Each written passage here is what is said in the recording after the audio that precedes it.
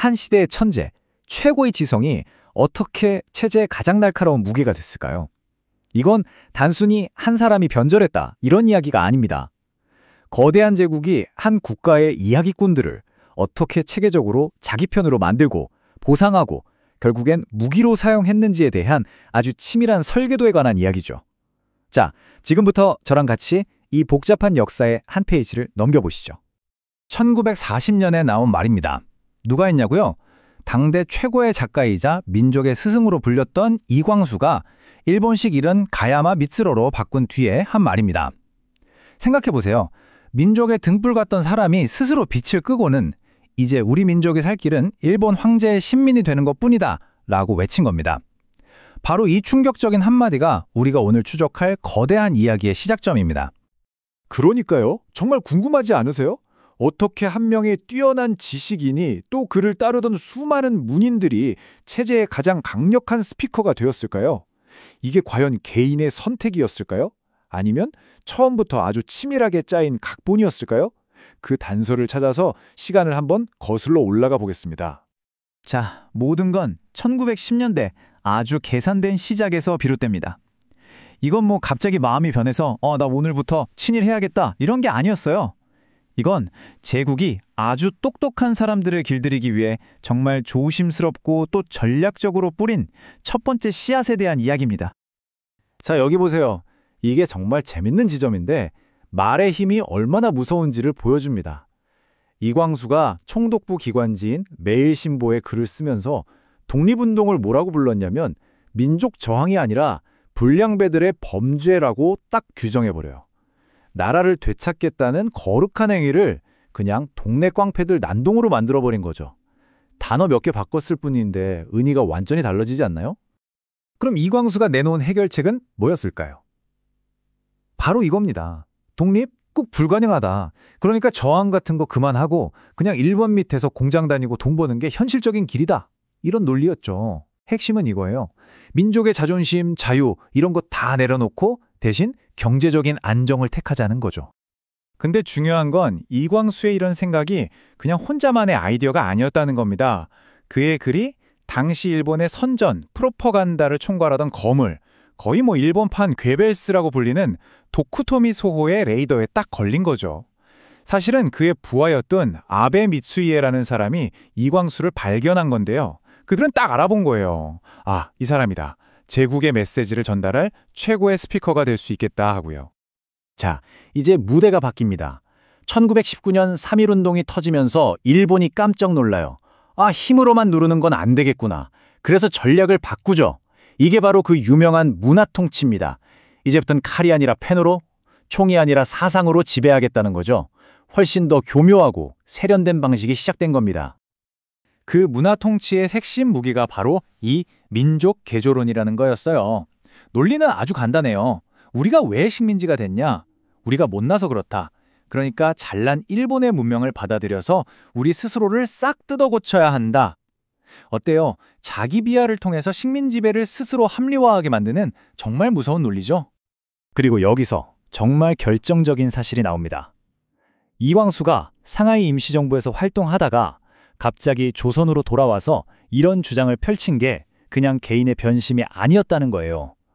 총독부 관리였던 아베 미츠에 같은 사람들이 이광수를 데려와서 이 역할을 맡기자라고 기획했다는 기록이 남아있어요. 그는 말 그대로 선택된 메신저였던 겁니다. 그럼 형력의 대가는 어땠을까요? 아주 확실했습니다. 총독부가 다리를 넣어서 당대 최고의 신문사에 들어간 이광수, 그가 받은 월급이 보통 동료 기자보다 얼마나 많았을 것 같으세요? 무려 10배였습니다. 10배요. 이 숫자는 그냥 돈이 많다는 걸 넘어서 제국이 자기 편이 되어주는 지식인에게 얼마나 파격적인 대우를 해줬는지 보여주는 상징인 거죠. 네, 맞아요. 보상은 단순히 돈이 아니었어요. 지식인들이 평생을 갈망하는 것들. 그러니까 막대한 돈은 기본이고요. 언론계에서 누리는 명예로운 지위, 사회적으로 엄청난 영향력, 그리고 무엇보다 권력의 든든한 뒷배까지 이 모든 게 패키지로 주어졌습니다. 이 시스템 안에서 친일은 뭐랄까 가장 빠르고 확실한 성공의 사다리였던 셈이죠. 그리고 마침내 전쟁의 시대가 옵니다. 이제 모든 위장과 가면은 벗겨져요. 1930년대 후반이 되면 문학은 더 이상 예술이 아니에요. 문장보국, 글로써 나라에 보답하라는 구호 아래 전쟁터로 보낼 젊은이들의 영혼을 겨냥하는 총알 그 자체가 되어버립니다. 일본군을 차량하는 소설, 천황을 신처럼 떠받드는 시, 이런 걸 쓰는 게 문인의 가장 큰 사명이 된 거죠. 1930년 이데올로그의 정점에 있던 도쿠토미 소호가 이광수에게 직접 이렇게 말합니다. 자네는 평생 글로써 나라를 위해 일하게. 문장보국, 바로 그거야. 이건 그냥 조언이 아니었어요. 명령이었죠. 이 말 한마디로 애매했던 협력의 시대는 끝나고 완전한 충성의 시대가 막을 엽니다. 자, 보세요. 이 마지막 동화 과정은 정말 빠르고 체계적으로 진행됩니다. 1단계, 문장보국이라는 명령이 딱 떨어지죠. 2단계, 이광수가 솔선수범해서 일본 이름으로 바꾸고 완전한 충성을 맹세합니다. 그리고 마지막 3단계, 흩어져 있던 모든 문인들을 조선문인보국회라는 하나의 거대한 국가 통제 시스템 안으로 싹 다 집어넣어 버립니다. 이제 저항하거나 다른 목소리를 낼 수 있는 공간 자체가 없어진 거예요. 그리고 이 표를 보시면 그 구조가 한눈에 들어옵니다. 조선의 문인 조직이 일본의 선정기구인 일본 문학보국회의 완벽한 복제품, 그러니까 한국 지사가 된 거예요. 일본 본사회장이 도쿠토미 소호, 그럼 한국 지사장은 누구였을까요? 바로 그의 가장 충실한 제자 가야마 미츠로, 즉 이광수였습니다. 완벽한 상명화복 구조가 완성된 거죠. 1945년 드디어 전쟁이 끝났습니다. 하지만 이야기는 여기서 끝나지 않았어요.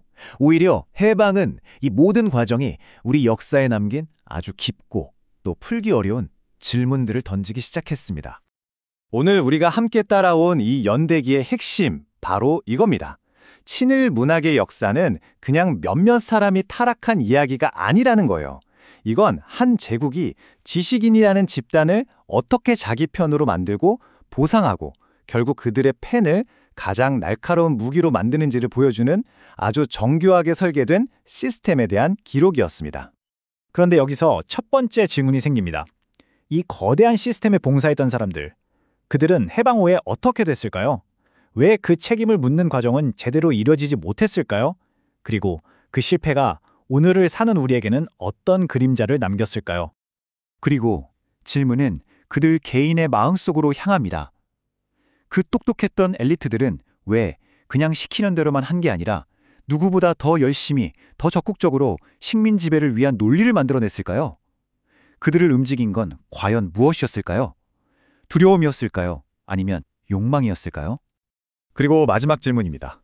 이건 단순히 과거 한국만의 이야기가 아닐 겁니다. 권력은 어떻게 예술가의 영혼에 스며들고 이야기꾼들을 자신의 스피커로 만들까요? 도쿠토미 소호 같은 거대한 국가 선정기기 앞에서 한 개인의 양심과 예술은 과연 어떻게 살아남을 수 있을까요? 이 질문이야말로 이 씁쓸한 연대기가 오늘 우리 모두에게 던지는 가장 무거운 숙제가 아닐까 싶습니다.